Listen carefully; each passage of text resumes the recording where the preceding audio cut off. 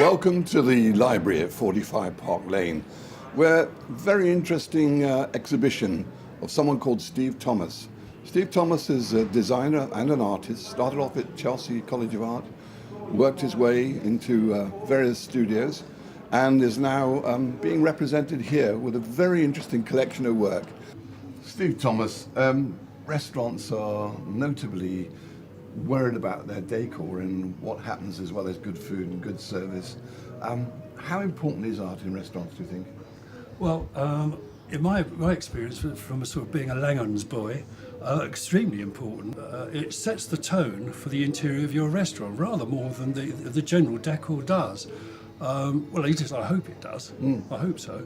Absolutely. Well, you're a designer and an artist, and you spend... Yes, well, I was an artist first at Chelsea as a painter, and then by default I became a rather successful designer by no encouragement from me whatsoever, I can assure you, but having found out that the word starving artists do go together rather well, and you don't work with designers, you don't get many starving designers, so I thought, well, I'll jump on this bandwagon for a while, and I had a wonderful career.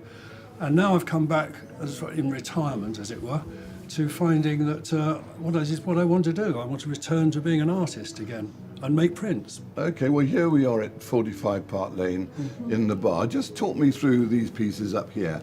Well, some of these are done deliberately for 45. So, for example, this one over here is a 45 for 45s print, and it's 45s labels of 45 singles, we used to call them in the old days, singles records, and we're doing them in an edition of 45 for 45 Park Lane. I love the idea of coincidence. I love the idea of literary puns, wit, spoonerisms. A lot of my work is based on punning. For example, here we have Christmas Eve. It's an update on the story of the fall of man. You can see the serpent coming in here because it's based on Eve with her apple, of course. But at the same time, she looks rather happy on the redemption, on the fall of man. This one is called Christmas Carol.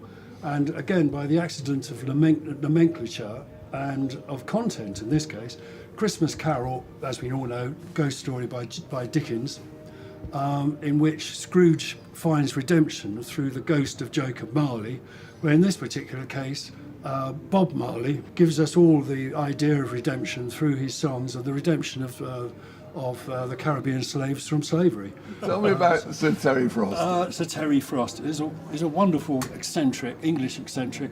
You knew as well as I do from the Chelsea Arts Club days and Penzance.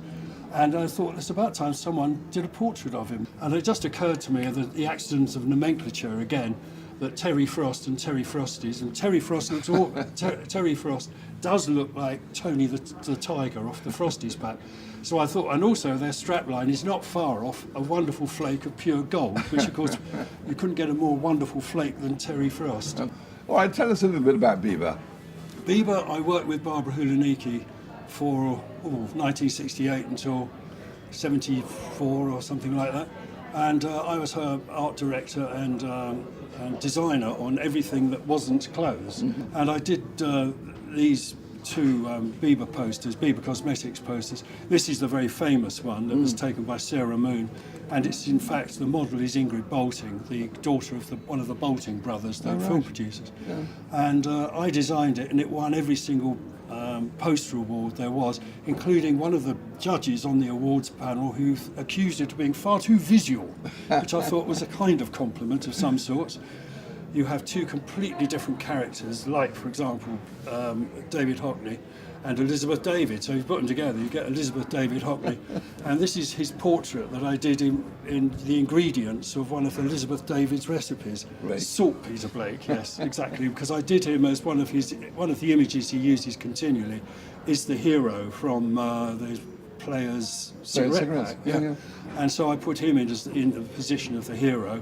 And of course, Gene Vincent was a great hero. Absolutely. And he had the good sense to form a band called the Blue Caps. Yeah. So if you run Gene Vincent and Van Gogh together, so you get Gene Vincent and Van Gogh, with the blue caps. Dr. Gachet was in a blue cap. I mean, it's just ridiculously coincidental. Michael Jackson. Michael Jackson Pollock. Yeah. Well, I think that's pretty straightforward, really. It's Michael Jackson and Jackson Pollock. So it is the famous silhouette with these Ray-Bans of Michael Jackson with his mask, with a sort of Jackson Pollock technique, really. If this is part of the sort of clash of the Titans, when it's the accident of naming, and instead it's Mount Rushmore, if it was only true to its materials. So we have Rocky, Stallone, and then we have Cassius Clay, of course, became Muhammad Ali, and we have Rock Hudson and Sharon Stone. And of course, eventually there'll be Sandy Shore and, in the end, Muddy Waters. I love it. Steve Thomas, thanks very much. Thank you, Roy. It was an absolute pleasure.